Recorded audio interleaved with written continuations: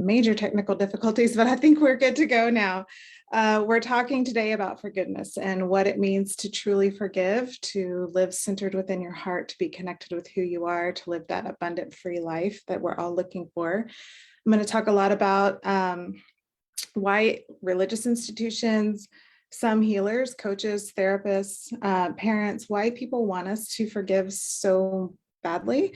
A lot of times we feel pressure to forgive, or we feel like people aren't really seeing us, they're just wanting to see the action. I'm going to talk about why that is. So let me start by sharing my screen here.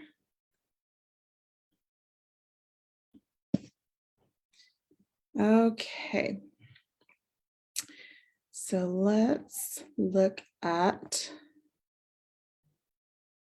we're ready. All right, so this is mostly from the perspective of women. However, I feel like this training will be really good for men as well for a couple of reasons. One, most men have at least one woman in their life so that they can connect with them and understand them more. But also I believe that this perspective isn't just from women. The underlying belief systems are not just women, they're also men.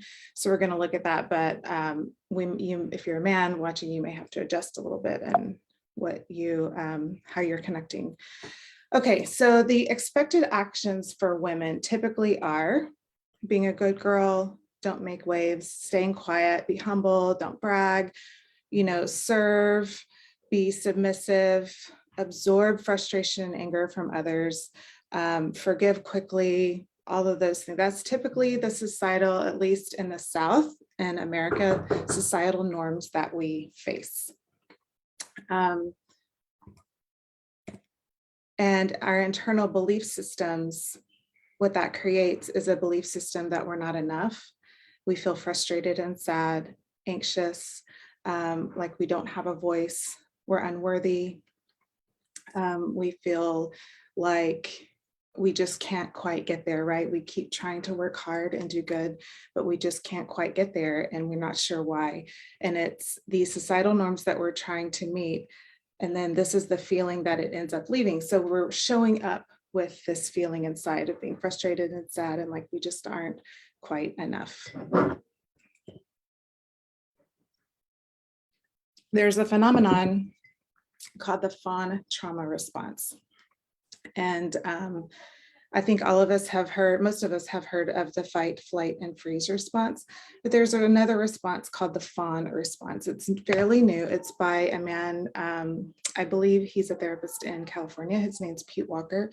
And he identified this trauma response as, it's something that we develop whenever we are growing up and we're feeling a little unsafe and insecure, and we're not sure how to create that safety for ourselves. We tend to ignore our own needs so that we can take care of somebody else. Sometimes it's a parent, sometimes it's a general caregiver.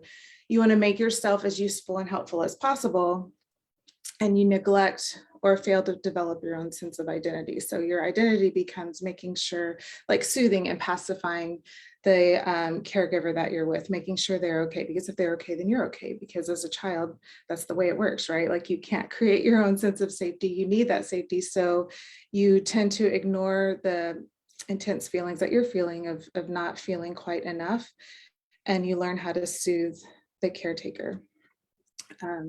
What that creates, though, long term is a codependent people-pleasing tendency. So in adulthood, if you've had a childhood like that where you need to please somebody who is, maybe they're being really aggressive, you have a really angry or aggressive parent, or maybe you have a really absent parent and you're overworking in order to earn their attention, love, connection, respect, then you tend to, in adulthood, feel like you need to overwork for attention, love, connection, and respect. So you're agreeable to a partner, even if you'd rather not be. You are praising leaders in hopes of avoiding criticism and negative feedback. You feel like you don't really know what you need, what you like, and what you enjoy. It's just about making sure other people are okay and happy, especially people in leadership, right? So you have this, it's subconscious, you don't even realize you're doing it. So a fawn responder tends to be very good at reading people because you had to learn that skill set. You had to learn to read and predict what somebody else, what's going to set them off, and then know how to soothe and pacify them. So you show up in the world as somebody who's very empathic. You can read people very well, and you know pretty quickly what to do in order to keep everybody around you calm and happy. And that's how you maintain your sense of safety in a world that feels unsafe, right? So I'm setting the stage here. I'm going through this briefly, just because it's really important to understand the mindset of somebody when they show up as an adult, and then bad things have happened. So you have these societal expectations of being passive, kind, absorbing other people's anger and fear, being submissive, quiet, subservient. Those are all typically the things that are seen as a virtuous woman, a good woman, right? Plus you've had some bad experiences and haven't been able to really develop that true sense of self inside and who you are. So then you have this fawn response trauma response on top of it. So let's overlay those two things together. Then that really creates a woman who is feeling a little anxious, insecure. She's not sure who she is. She feels a lot of shame and fear. She's stuck in some black and white thinking, feels like she's not quite enough. She's anxious, doesn't have a voice, feels unworthy, and the world in general feels really unsafe. All right, so Cartman's drama triangle this has been used in the world of psychology for a really long time. It's mostly used in addiction recovery, but I find that this concept applies to every client I've worked with. It applies to me in my life. Understanding this dynamic and how it plays is really, really, really pivotal to understanding the shifts that need to happen in order to live free and abundant. So the one point would be, I can't. I feel like I can't. I feel helpless. I don't know what to do. I feel stuck, right? So we've all been there in different situations. We get to the place where we're like, I can't. I don't know what to do. I don't know how to do this. All right. Another continuum here is please like me.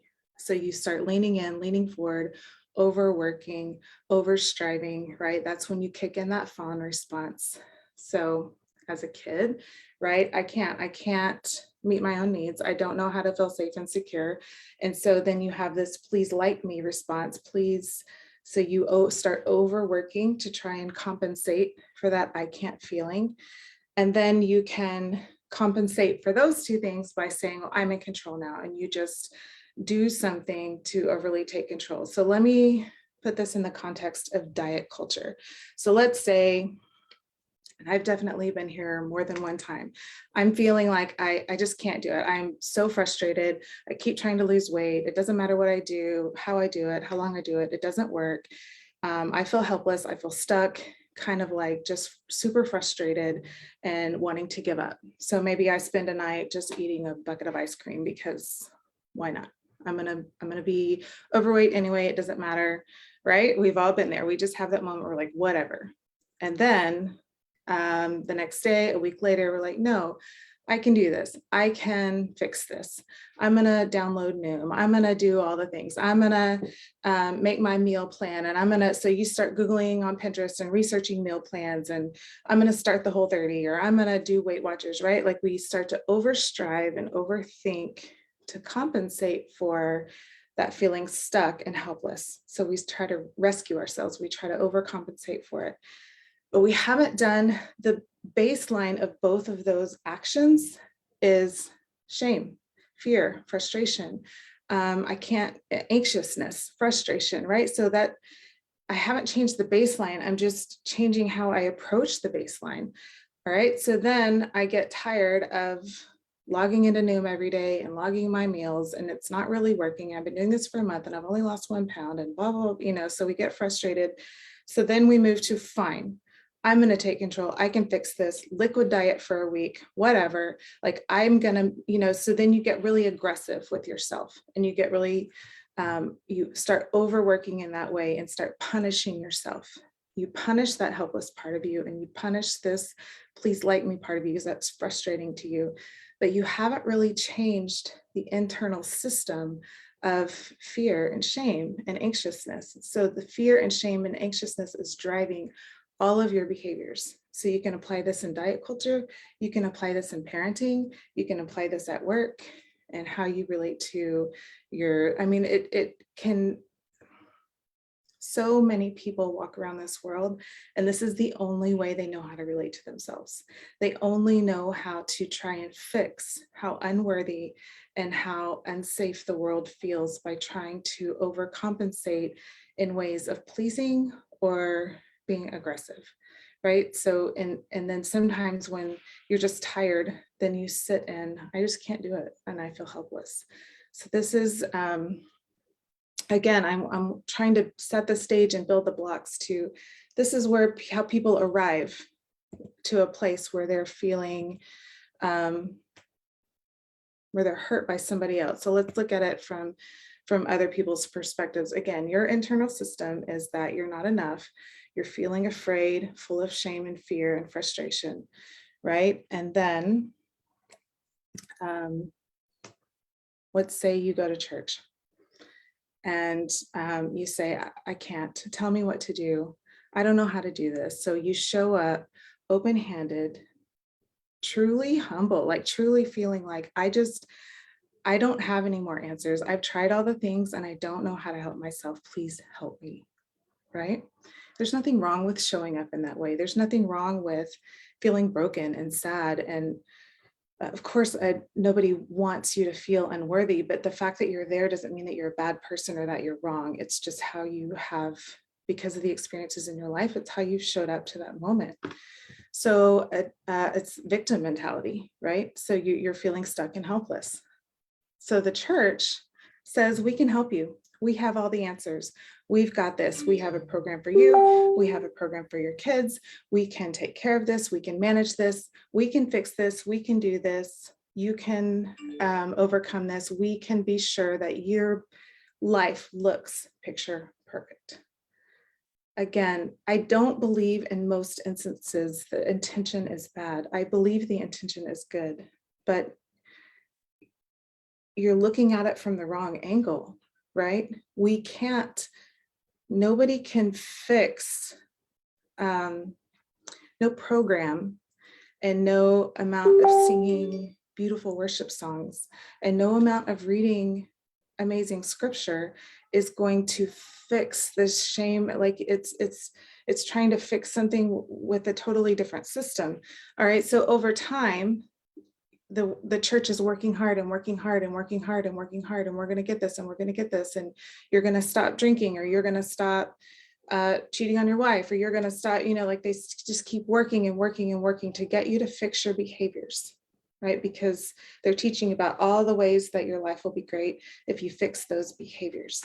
But what happens is it's called the rescuer, when you're trying to overcompensate and rescue somebody, but it sort of still keeps you in a victim mindset. But what happens over time is if your behavior isn't fixed, if you don't just say, yes, I forgive you, regardless of what the other person, if they really even or have done the restorative steps that need to happen in order to be forgiven, right?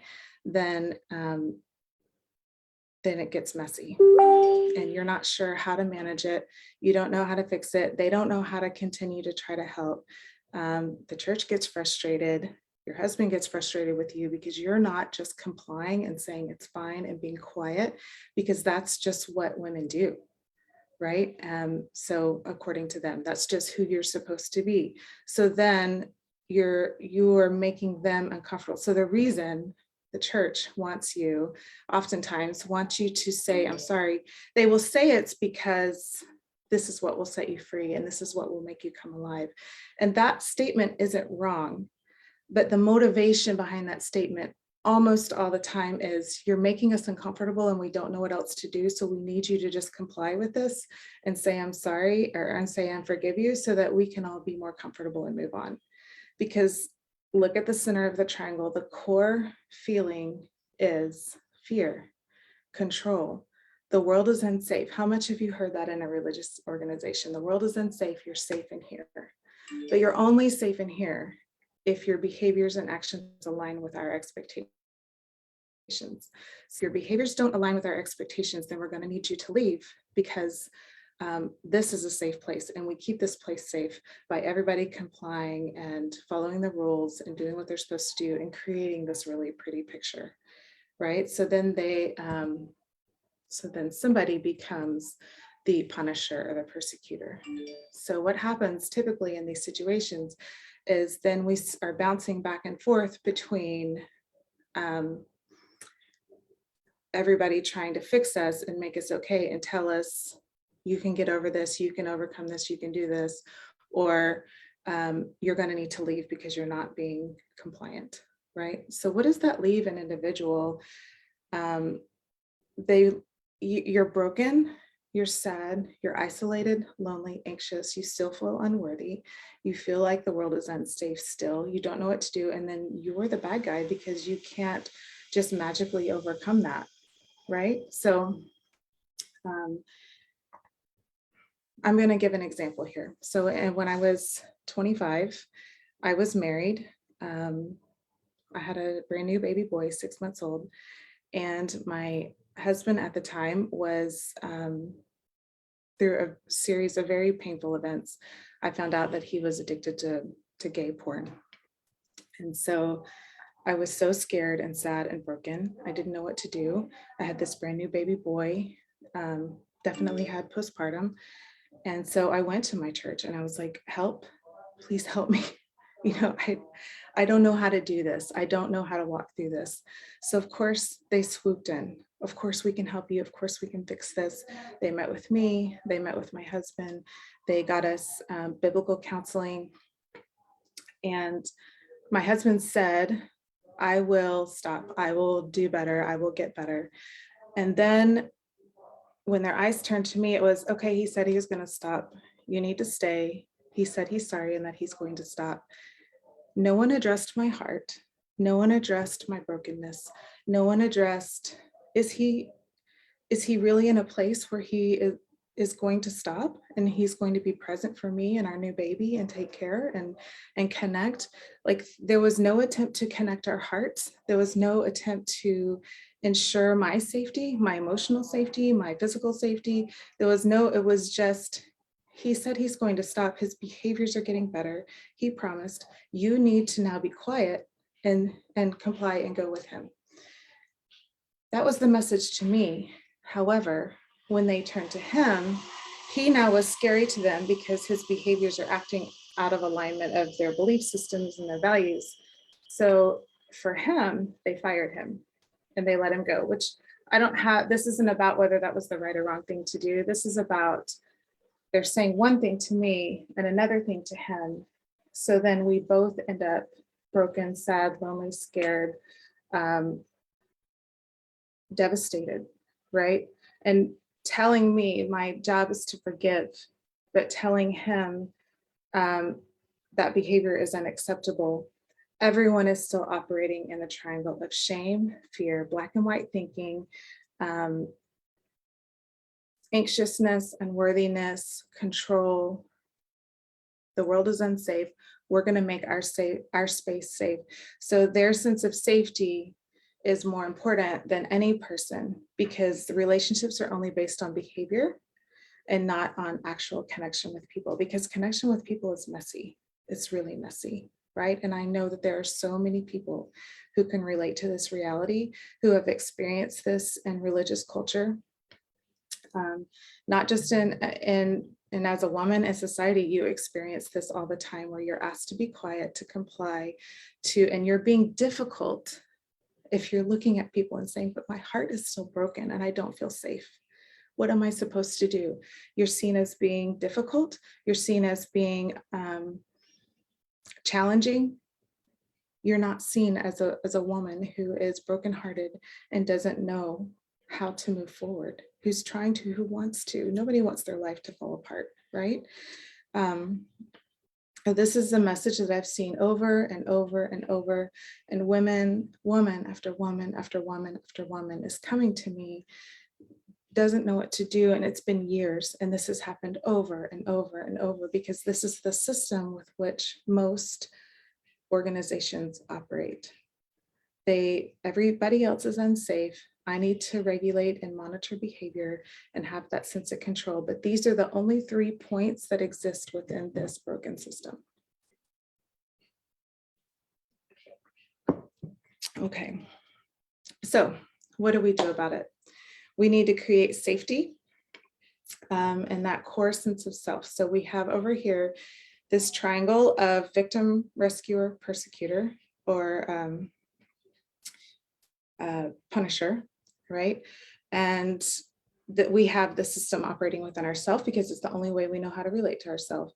And then we have the system operating with and the organizations and structures that we try to seek help from, right? And this isn't just religion. Like, I know counselors for sure who operate in this system because it's all people know, unless you become really attuned and aware that this is how you grew up, these are the societal expectations, and you don't even realize that anxiousness is driving your behavior, right? So what we're looking for are to be safe adults. You're safe with yourself. You're based in the present. You're adaptable. You're curious about life. You have no need to control others. You have no need to be controlled. You understand that there's a lot of really ambiguous circumstances. You're focused on what you want.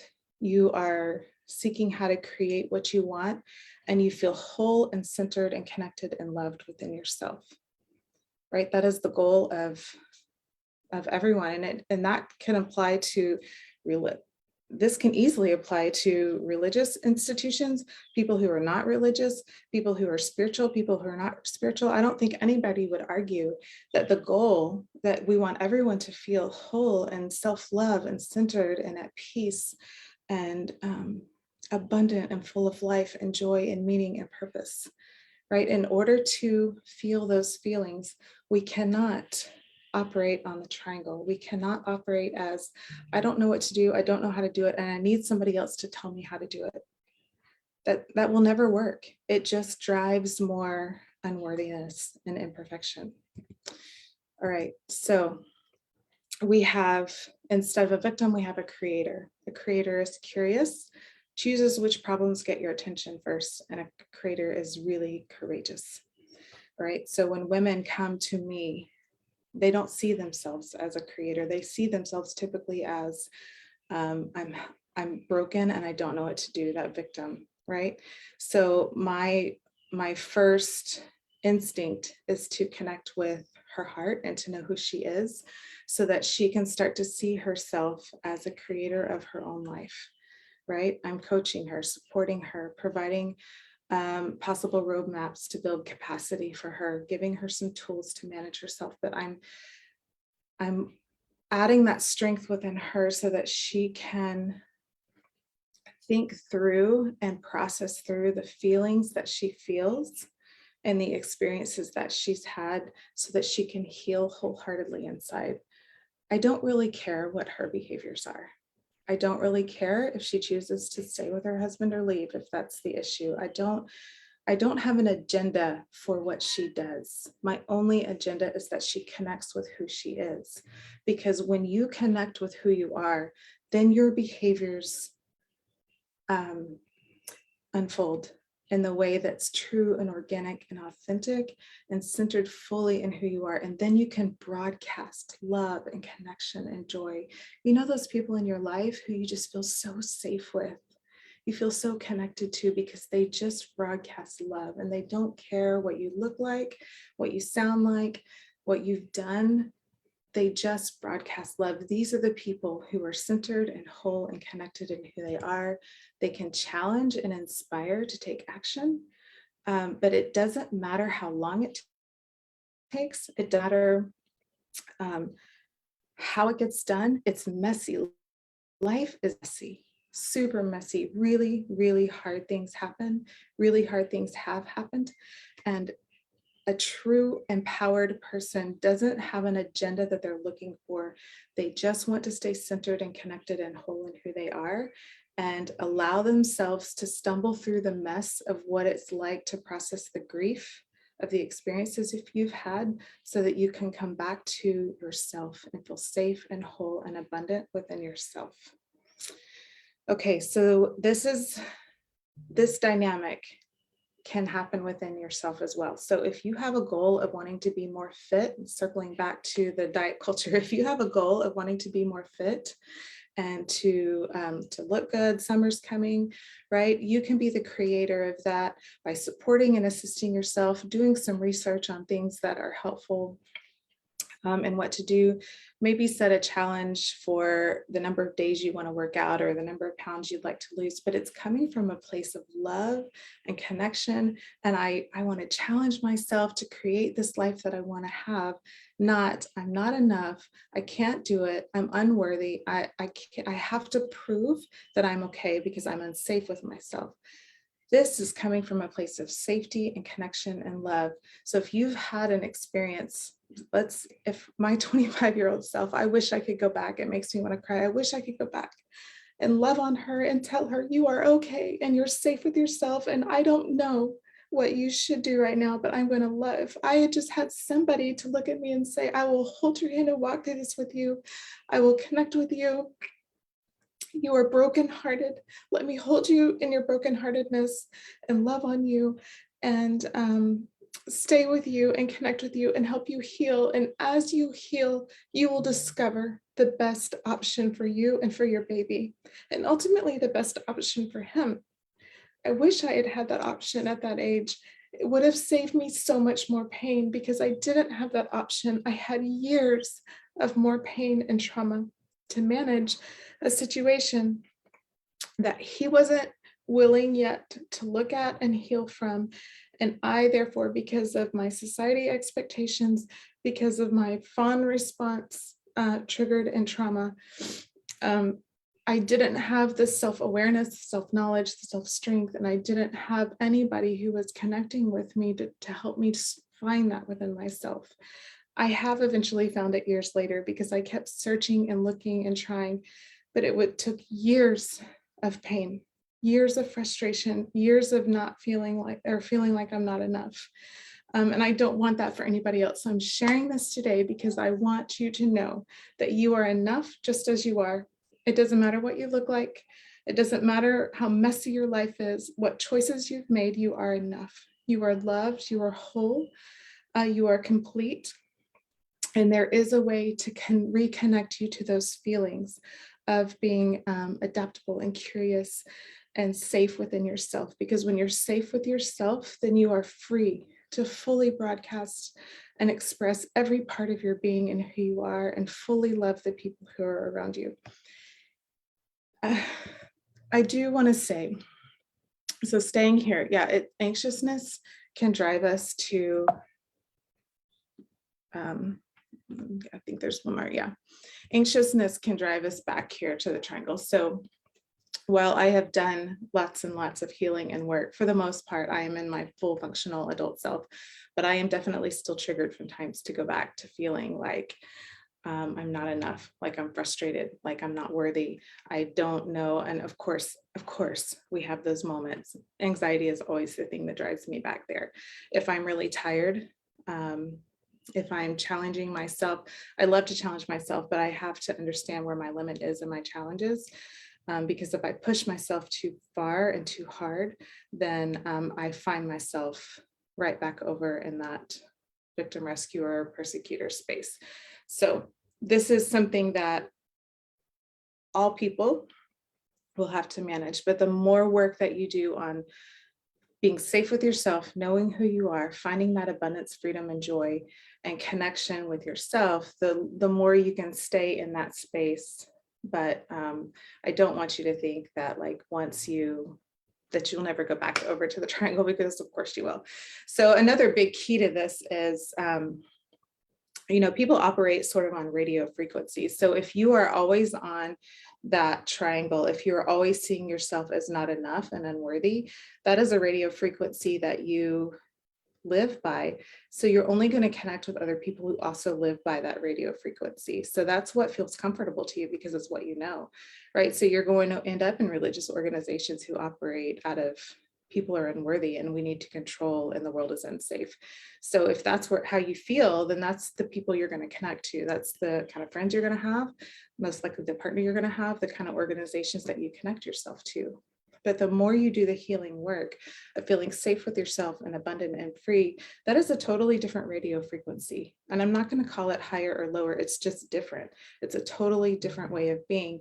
And when you encounter people who are over on the triangle radio frequency, you can't even hear it. It doesn't register with you. There's no connection there because it just falls flat, right? But the more you're able to work as a functional adult, then the frequency with which you operate, you connect to the other people who also operate in that space. And you create those really meaningful friendships and connections. But you have to feel safe with yourself to do that. So that's why the trauma work is so important. It's what I spend my life now doing and working on. So I want to provide a few resources. The Power of TED is a book, The Empowerment Dynamics. So if you want to read a little bit more about the triangle versus this circle versus the triangle, then this book is a great resource. I will say for people who, I think for a lot of people, they'll connect to it well because it's very spiritually based, but has no religion in it. But if you're not interested in any sort of spiritual conversation, then that book may not be the best one for you. But it does a really, really good job of, I think I'm misunderstood a lot. I get a lot of DMs now that are very aggressive about me in my position with the church. And so I'm not going to defend myself. I have no reason to. I have every reason to be where I'm at and to feel the way that I feel. So I don't feel the need to defend that. But I will say I am deeply spiritual. I have a very, very deep spiritual connection with myself and with God. But it's okay if you don't. And it's okay. Like I don't have an agenda for anybody other than to feel that whole centered, connected self. So I would love to hear your story. There is a link in the comments to book a free chat with me. You can follow me. You obviously are here with me on Facebook. You can follow me on Instagram. I want to hear stories. That's what I'm all about, is connecting with people, understanding their brokenness. I want to hear the heart of who you are and get to know you more. So please connect with me. I hope that you found this session helpful. I tried to do it. It's a lot of information. I tried to share it in the most succinct way possible. And share the beginning and the end. So now you kind of see the picture. The middle is messy. It's super messy. There's a lot of grief that goes into understanding, and there are specific ways you have to break down the old hierarchical structure of the way we think and the way we feel unworthy, and doing the healing work and that journey can be messy. It doesn't necessarily have to be long. It's messy and it's hard, and it takes somebody skilled in knowing how to do that in a way that's helpful for you, that's safe, that keeps you safe, keeps you emotionally safe, especially with yourself. All right, thank you for watching. Again, if you have any questions, send me a message in Messenger, or you can definitely book a free chat with me. Bye.